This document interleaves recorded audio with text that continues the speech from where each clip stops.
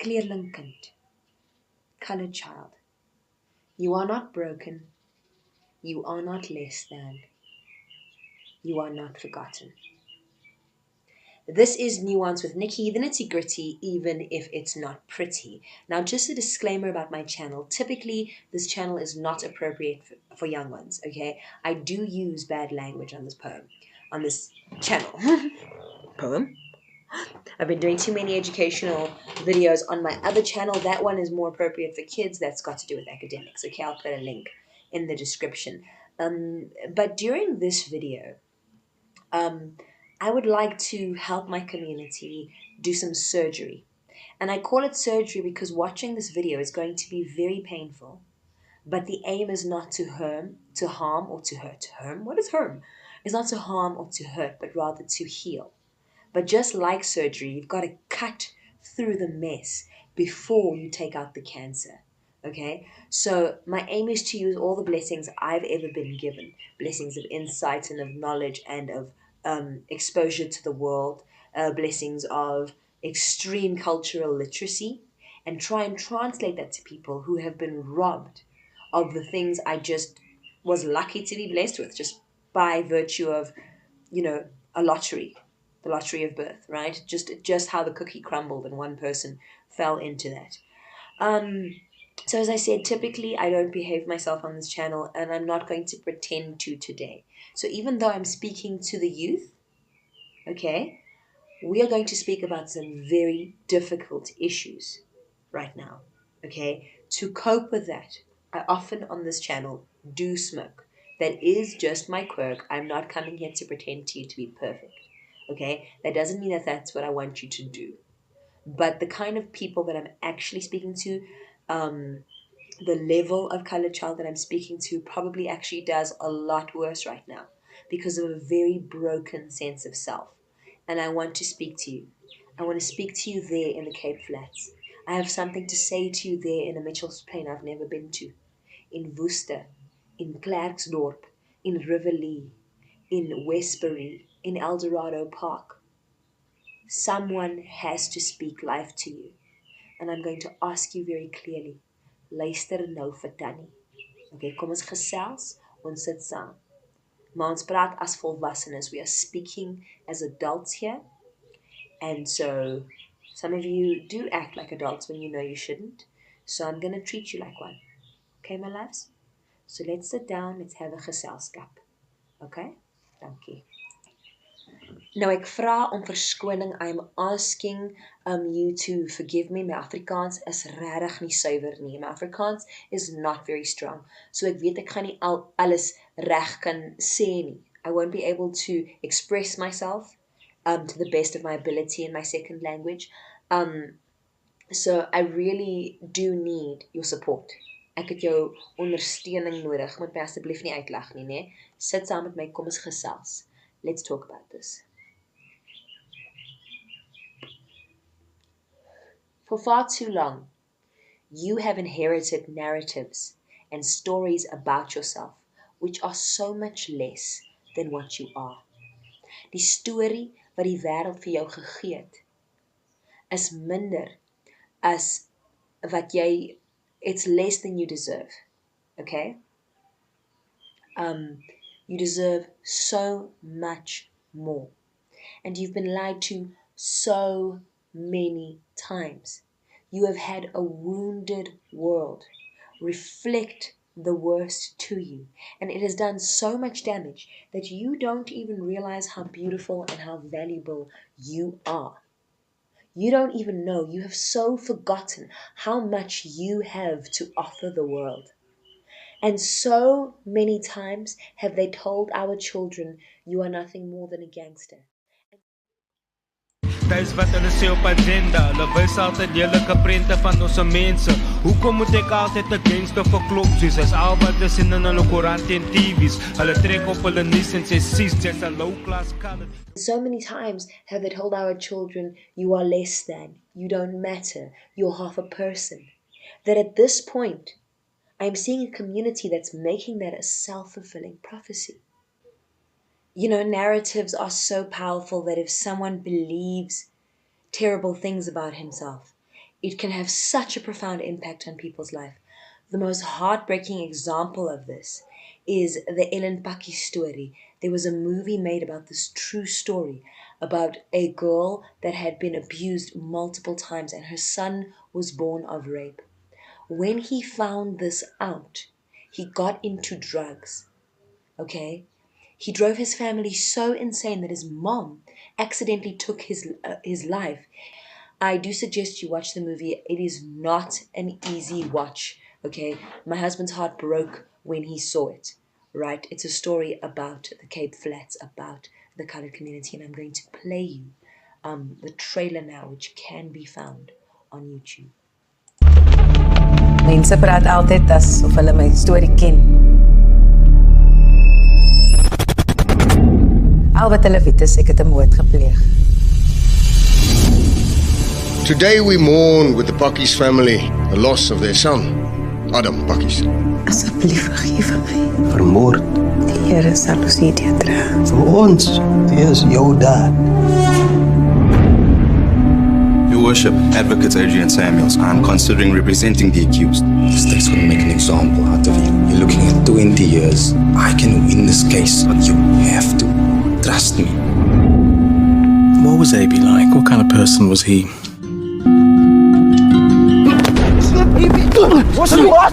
Ongelukkig het AB al sy kans gekry.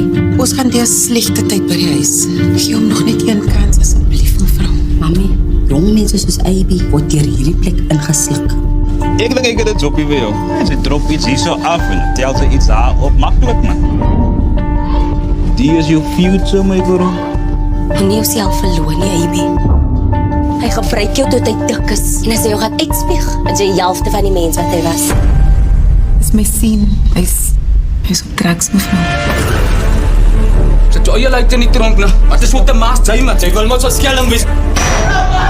Daar is nie genoeg evidence om die saak vorentoe te vat. Wat anders het meneer nodig? AB sê mos nou hy gaan probeer om te check. Jy gaan dit soek mos nie. Jy gaan sien. If you want to understand who he became, you need to understand the drug. Hoe kan jy dit aan my man? Hoe kan jy dit aan my? This drug can literally change the way your brain functions.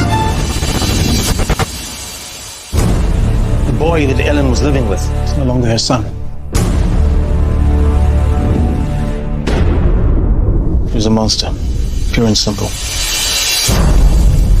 Dis die duiwel van dit! Dis die duiwel van my! Ek kan dit nie meer vat nie! Ek kan dit nie meer vat nie! What a powerful piece of art. But what we should learn from this is the power of narrative.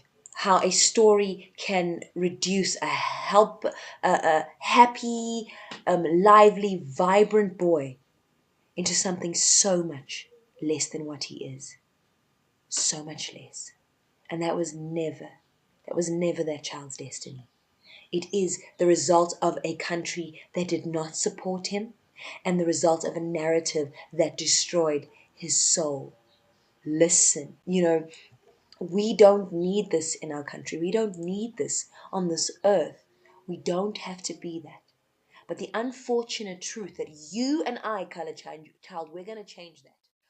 We all know the racial disparities of prison incarceration of African Americans compared to other races. That's a very well-known narrative. It is a very well-known story.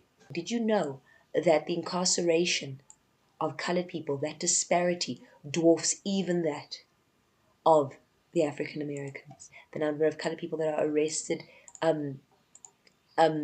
disproportionately by race is so huge compared to other races, right? That is one of the results of this. And of course, there's something systematic and ugly about this, and that is outside of the power of one video to change. But let me tell you something about one of our children that is incarcerated. I made a video on my other channel, my educational one, and on that channel, I spoke to people who had tried to get them a trick, right? They tried to get them a trick in in prison. They had the courage to fight for their matric, right? And when I went on Facebook, I saw so much ugliness.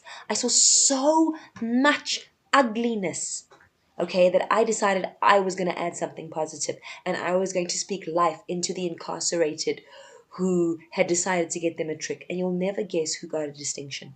Have a look. To Minister Ronald Lamola, who released the results from the Durban Correctional Centre, I just want to thank you and all of your staff for the amazing work you are doing for your inmates who passed their matric. I've made this video in the response to the fact that you released these results, and I saw some negative comments on social media. And I know we don't live in a fairy tale world where everyone's just going to clap for prisoners, but I felt it's important that the inmates heard that at least one person, at least somebody is proud of them. So, to the prisoners who passed their matric, no matter how you passed, well done to you. As an educator, I am very proud of you because I understand. I've worked with children of all races, all religions, all class groups, and I know that a person very rarely excels past his image of himself. If he sees himself down here, he behaves down here. You, each and every one of you, whether you passed or failed, has chosen to see yourself in a different light. You had the courage to fight, and to fight that perception of yourself and to make something of yourself. And I just wanted to say I'm proud of you. Okay, so I'm going to read this article. It's not going to be the perfect reading, but this is from my heart, okay? The article says, full-time matric pupils in the correctional facilities achieved a 93.2% pass rate in the National Senior Certificate exams and attained a total of 278 distinctions. My thoughts are with all of the administrative staff, all of the faces of names that we don't know. Every single teacher has had the courage to get up and go into a correctional facility and give their lives towards making something of someone's life. Thank you so much. You are appreciated. And the minister revealed that 137 of the 147 full-time matric pupils at correctional services centers passed their matric with 90 obtaining a bachelor's pass and 34 obtaining diploma passes and 13 passing with higher certificates. Absolutely well done to you guys. And to the 10 who didn't pass, don't worry guys. Don't worry. Don't ever give up on yourself. Well done for taking the chance. Brush yourself off. Next year is another year. The best performing matric pupil was Christopher Matthew Ben from Brandvlei, Western Cape. Shout out to you, Christopher, who passed with an average, my bro, of 86.14%. Congratulations to you, Christopher. Believe in yourself and keep going, boy. Ben passed with 6 distinctions and was awarded the highest performer in geography.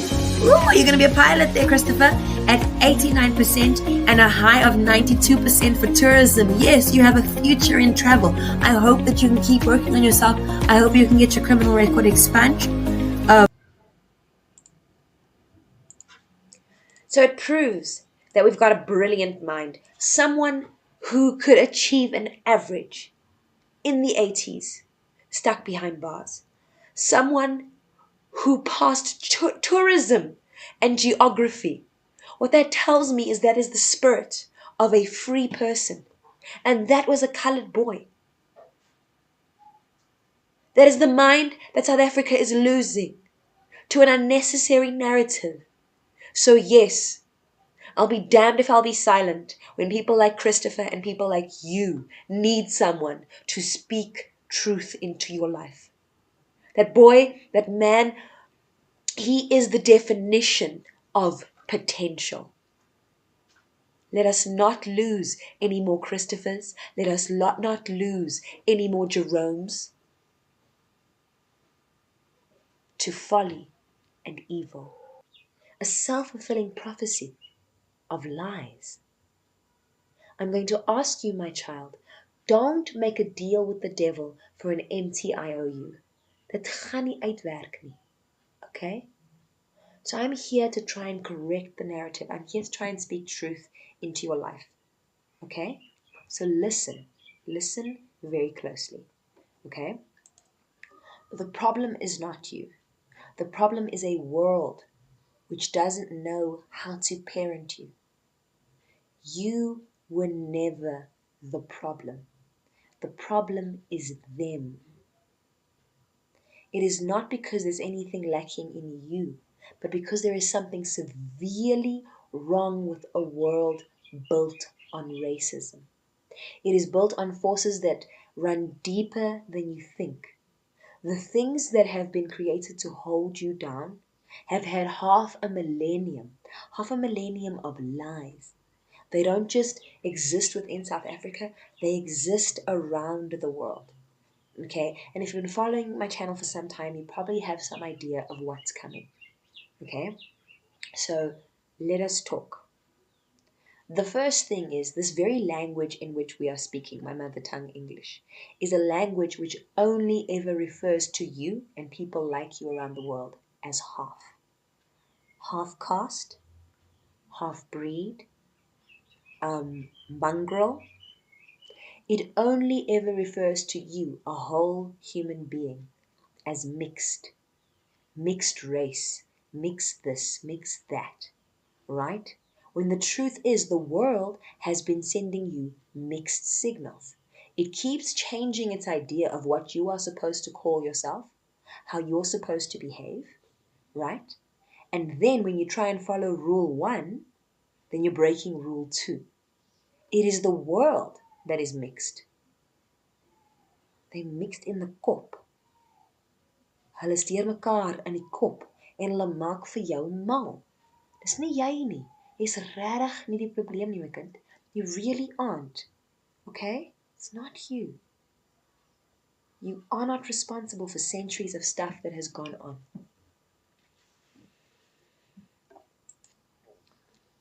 Now, when I was about 15 years old and around that age, I was so frustrated with the colored community. I was so irritated because I couldn't understand why people were so stuck. There were things that I was achieving and other people just seemed so stuck in their ways. They were like people who had been tied to a tree for decades and that once the rope was loosened, didn't know how to stop running around that tree. Now that I'm older and I have more maturity, I understand what happened. My father is Greek. My first understanding of myself in this world was as a Greek child. So every day when I was at school, whether I was doing English or maths or whatever, all of my teachers would say, did you know the root word of this is a Greek word, right? Biology, bio, the Greek word for, I think, life, ology, the Greek word for logic, as in study, geography, Gaia, that is the goddess of the earth. Ography, a picture of the earth. Do you understand? And then even though I only spent 4 years of my life participating in Greek culture, which is why I pronounce those things so poorly, even worse than my Afrikaans, wherever I went, people would tell me, the original Greek word for this is, okay? Like phosphorus, the original Greek word for that is to phos, a light. Derma, skin, dermatologist. And so wherever I went, whether I was going to church, whether I go to my doctor, whether I go to the musician, whoever I go to, gave me positive reinforcements about myself as a Greek. And subconsciously as a child, I internalized a lot of that. Now, if you ask Greek people, they think of themselves as an afterthought. They think of themselves as thrown away. They have no idea how much the world reveres them, to the point where government buildings across the world are built by the Greeks. The word demoskratia, demos, people, kratia, power, democracy. Most people found their countries upon the ideas of Greekness. And because of that, time and time and time again, I had this positive reinforcement. You are worth something. You can be something. You can be a philosopher. You can be a photographer. You can be a university lecturer. So I had a very strong sense of self, right? That was my father's people. My mother's people, on the other hand, grew up in such a severely racist country, a country in which more than anything else, racial purity mattered, right? And even the word purity Even that word implies to people like me and you that we are impure. Can you see how insidious it is? Can you see how it hides itself in English words? Right? And now I turn around and our children have no narrative. They have no idea of whose history they have. They have no idea of where they come from. Child, that is not your fault. That's been centuries in the making. Okay? Did you know, I've said it on my channel before, did you know that 2 governors of the Cape were colored? Did you know the first veterinarian in this country was a colored man? He was a mixture of Xhosa and Scottish, a very common mix, like many of you, especially us Gauteng coloreds. Did you guys know that? Did you guys know who Krotoa is? Krotoa, the mother of the colored people? Do you know that a lot of those women, onze voormoeders, excuse my Afrikaans, I said it was going to be bad. Do you know that when those men would marry them, the husbands would die, and when they inherited the farms, did you know that they made those farms more profitable? People are telling you you don't have a history. And what's illogical is they think that your history starts with when you are colored. Do you think colored people just came out of a vacuum? You have generations of history, deep roots in Africa. You have generations of history, deep roots in Europe. You know, when I started working at this children's theatre company one day, these people would ask me, "Is jy Afrikaans of Engels? Is jy Afrikaans of Engels?" And I would get so confused. I was like, because they were asking me if I am an or, is jy 'n of? En ek het dit nie verstaan nie. Ek is nie 'n of, ek is 'n en, because I know Afrikaans is not good now, but when I was a child, I was heeltemal tweetalig. Right? I was totally bilingual. And the thing is, I'm not an or. And what I realize now is they were putting their limitations on me. They are an or. And I think it's beautiful to be an or. I think it's beautiful to be completely in one culture. God bless them. But I'm not an or, I'm an and. And like I've said before on this channel, people will treat a human being with less dignity than they treat a cup of coffee. They go into Mug and Bean and they are happy to say, this is a cappuccino, this is an espresso, that's a chai latte, that's a this. And they never go up to the cup of coffee and say, well, you're not just made of caffeine, so therefore you're not a coffee. You're not just made of milk, so therefore you're not a real dairy product. They fully understand that a cup of coffee can be both. You know? They will look at different phones of different colors and they can understand that the phone will have a different software from the hardware that it has. But somehow that becomes confusing. No, love. You have a lot of history. So we're going to start with the history of slavery. You know, I was an adult when I found out that colored children are descendants of the enslaved. I did not even know that. I had no idea, and especially because my family, the last 4 generations, those were very consensual relationships, and I can tell you the history later. Okay? I know about my great-grandparents, and that is deeply, deeply important. But let's talk about the history of slavery. Just think about this for a second, my child. Okay? Don't just think about slavery as slavery. I want you to think about it within the realm of narcissistic relationships. Narcissistic relationships. Now, what is a narcissistic relationship? It is when one person is feeding on another person, right? And I submit to you, you don't feed on someone who has nothing to offer. You don't entrap someone who has nothing to offer. You don't go through all the effort of kidnapping someone if there is no advantage in that person. The person you kidnap isn't the one who's wrong. It's you. You do that because you know you have very little to offer. That is why you need to extract. Okay? So let's first look at the famous one, the transatlantic slave trade. Why did they choose this?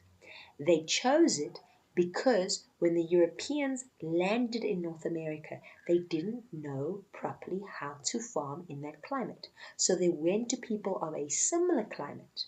Okay? The climate was West Africa. Those people had the skills and knowledge of how to farm there.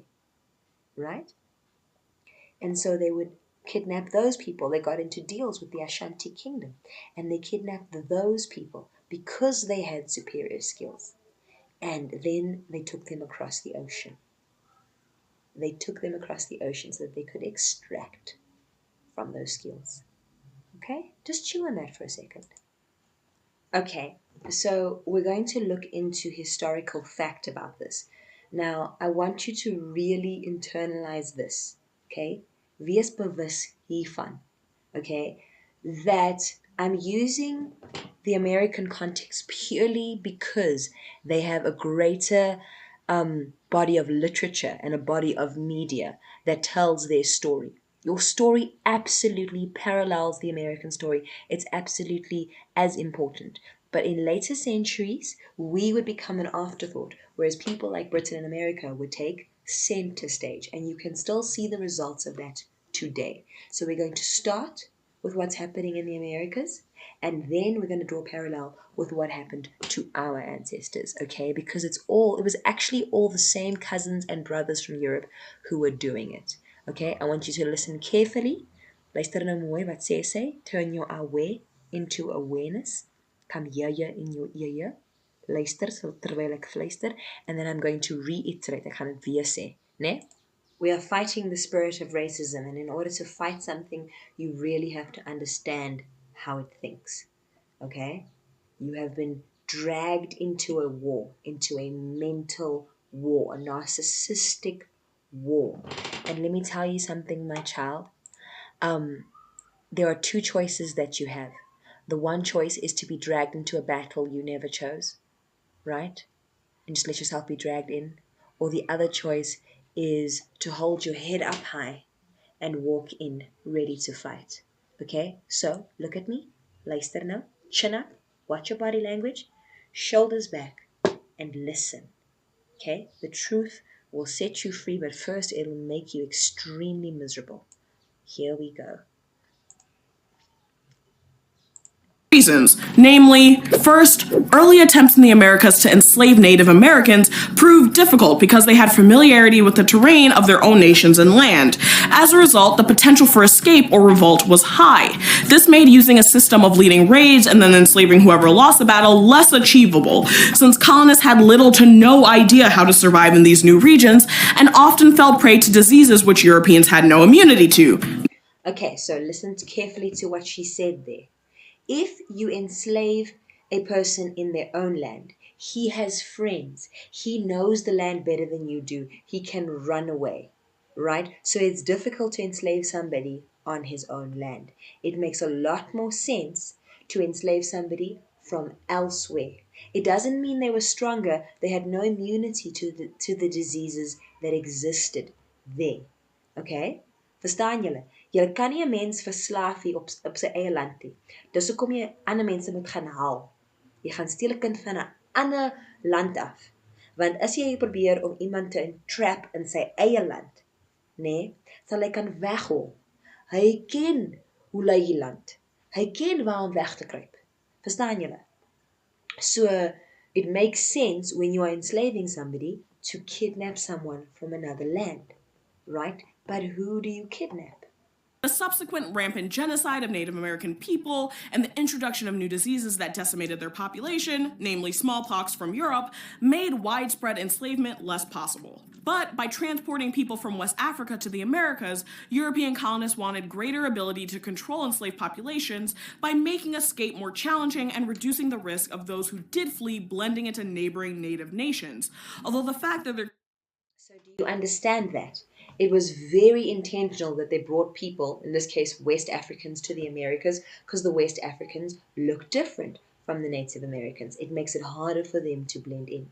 In the same way, if they are taking people from Asia and bringing them to South Africa, they look different. And so they can't then run away.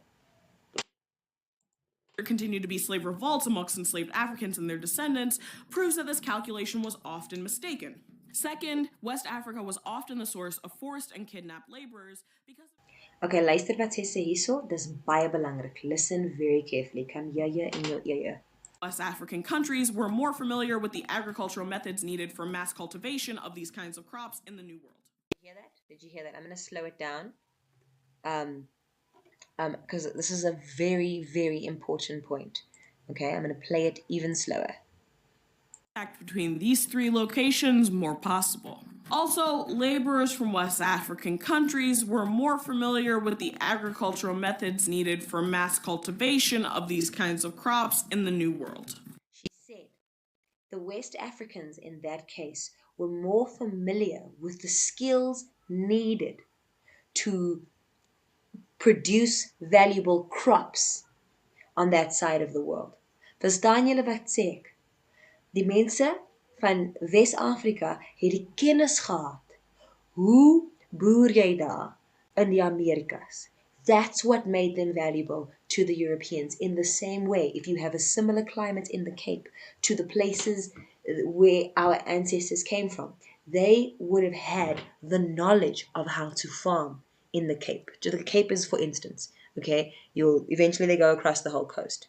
What I'm trying to say to you, child, they weren't kidnapped because of their lack of value. They were kidnapped because of how very valuable they are. A European who had lived in snow didn't know how do you farm in a sunny country. They had to take people from sunny countries who had better skills and then use them. That's what happened when they took the adults. Okay? Other than that, they wouldn't take people they didn't think of as valuable. If a person was sickly or whatever, they would have just disregarded them. So they took strong people. They just outnumbered them and had guns. Do you see what I'm saying? And then also they took children. So when you take a child, now you've already got the skill to farm there. You take a child because what does a child have? Potential. A child can be anything an adult decides the child's going to be. Do you understand what am I still running? I am not. Oh, I am still running. Do you understand what I'm saying? The very first reason that people from all over the world ended up here in South Africa without their consent is because of how valuable their skills were. To these people, they had a culture of extraction. They come to Africa and they subdue her not because she's unvaluable, but because she is completely valuable. The word for very valuable in English is invaluable. You cannot value how much value she has. She has gold, she has diamonds, she has platinum, she has so much wealth under her soil. On top of her soil, it is rich. You can farm wonderful cash crops. There is so much money to be made. So an extractor, the kind of person that wants to take out and not give back, looks at it in that way. A greedy person looks at it in that way and will forever try and feed in it. Not because Africa is unvaluable, but because it is so infinitely, immeasurably, indescribably valuable. Verstaan jy? Think about it this way. One day you're going to have a boyfriend or a girlfriend and try and break up with them and they just won't let you go. You'll have a boss that just won't want to let you go. And that is because they know they're never going to find someone like you. And they also know that their chances of giving you something in return, right, are very slim to none. I've had a boss like this. Someone who used to sit there and cry, please, don't leave me, when I gave her 3 years of notice. This has happened to me. Okay? A person of low value does that. Whole people don't do things like that. Whole people give you what you deserve. They say, give me your labor, I'll pay you. They say, you be my girlfriend, I'm going to give you a whole and full boyfriend. Right? It is broken people that do that. So the culture of racism that started in this country towards colored people didn't start from whole people. I'm going to take a break. I suggest you take one too, and I'll be back in a minute, okay? So there are those people who will go on the internet and they will say things like, yeah, you are the result of rape. Okay? We know that's not true. We know that there were all kinds of relationships throughout the century. And I will, perhaps in later videos, give you actual receipts. I'll give you actual proof of this, the way I've given you proof of my first statement, that a person doesn't violate someone who has nothing of value. They violate someone who has what they don't. Okay, but my spirit is telling me to end this video here. My spirit is telling me that it's enough right now. That'll do for the moment.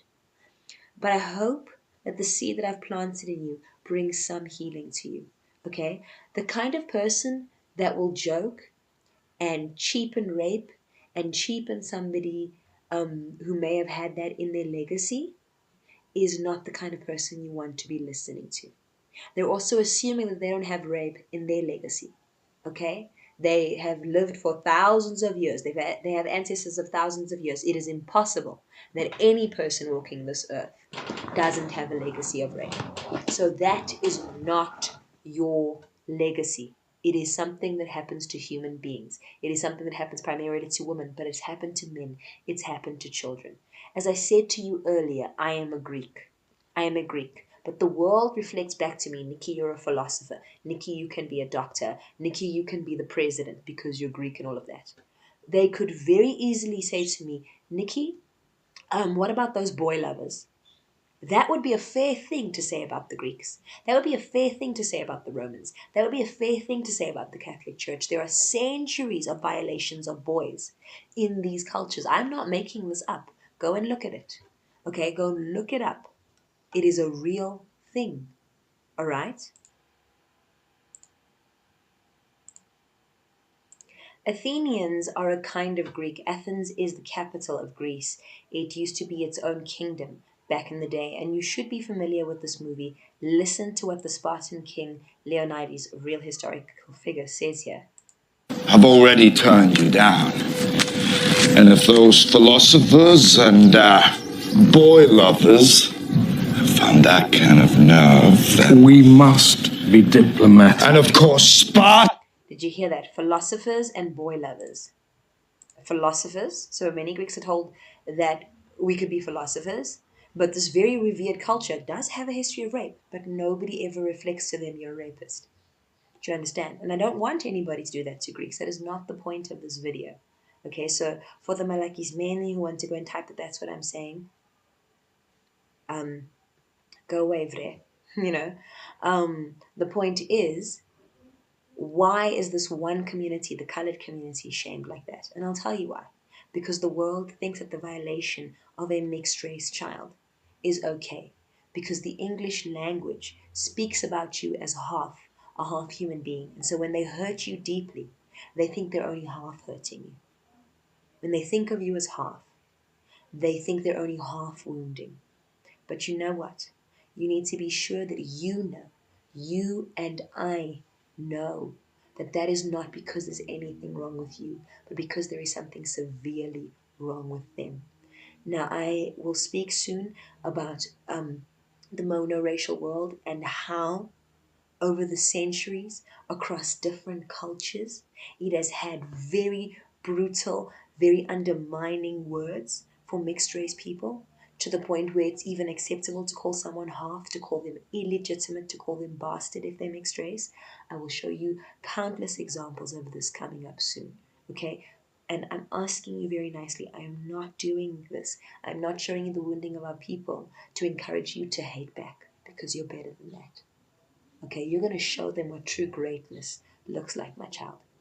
You are bigger than that. You're raised better than that. Okay? I am telling you the truth so that it no longer has the power to wound you. The spirit of racism is a spirit of lies, so we're going to tell truth. The spirit of racism is a spirit of confusion, so we're going to bring clarity. The spirit of racism is a spirit of hatred, so we're going to bring love. But most importantly, one of the things the spirit of racism has always wanted is real estate. It has always wanted to extract people's land, right? It has always treated human beings, it's reduced them to human capital, as in a human being is nothing more than a cash cow for me. A mens is minder werd as geld. You see what I'm saying? And so we are going to bring back the humanity that was ripped away. The real estate that the spirit of racism most wants is your mind. Is your mind. Okay? And you are the only one who can control that. That's the good news. Okay? So listen to me carefully. I will keep speaking truth into your mind to the best of my ability, because it's yours and nobody can take control of that. Nobody can, my love. All right? Chin up, shoulders back, tits forward. We're walking into this with knowledge, with words, with facts, with history, with strength, with dignity, with pride. Understand that the most important kind of activism you can do, my child, the most important activism you can do is the one thing that racism does not want you to do, and that is to love yourself. So whenever you enjoy that delicious cup of coffee, whenever you drink that delicious glass of wine, whenever you eat that dessert, whenever you laugh, whenever you enjoy yourself, that is the biggest defiance that any person who's ever faced any kind of discrimination can do towards racism or towards any ism. That is the biggest kind of activism, when you feel true joy and true freedom, true self-respect and true love. Don't let that spirit get you down. Don't let the muggles get you down. Don't let low-frequency people who don't deserve your time get you down. You are bigger than that, okay? And the spirit in your heart knows that. It knows that you deserve better than the narratives you have internalized about yourself. Jy's meer werd as dit. You are infinitely beautiful, and we're going to keep working and we're going to keep healing, okay? I said chin up. I said shoulders back, all right? Okay, please join me for one of my next videos. I'm not sure where I'm going with it, but we're going to keep spreading light. I think I want to go towards the global context of the mixed race person. I want to show you properly how this world, if you are in Congo, you would have been treated very differently from if you went to Britain, very differently from if you went to Asia. Then they would have changed what label they want to force on you. Like your collateral damage in the whims of their ego. You know you're more than that. Okay? Do not cast a pearl before the swine. Don't even argue with them. Auntie Nikki's here. Okay? This has been Nuance with Nikki, the nitty gritty. Even if it's not pretty, like and subscribe and hit the notification bell so that you can be notified of further videos. Please understand that my channel usually deals with issues of rape, it deals with slavery, it deals with genocide, it deals with adult themes. So this is not appropriate for younger minds. Do not be violating younger minds by exposing them to this. More mature minds that can handle this, we are doing that so that we can shed light on these things, okay? I will continue to be a voice, the best voice that I possibly can, for truth and love and all the rest of it. And if I say something on this channel that I shouldn't have, know that I did it with the best of intentions, that I'm still learning, I'm still growing, I'm not perfect, but I'll give you the best I've got. Thank you so much, sending you lots and lots of love. Have a beautiful day further. Bye, Ranki, and tot ziens.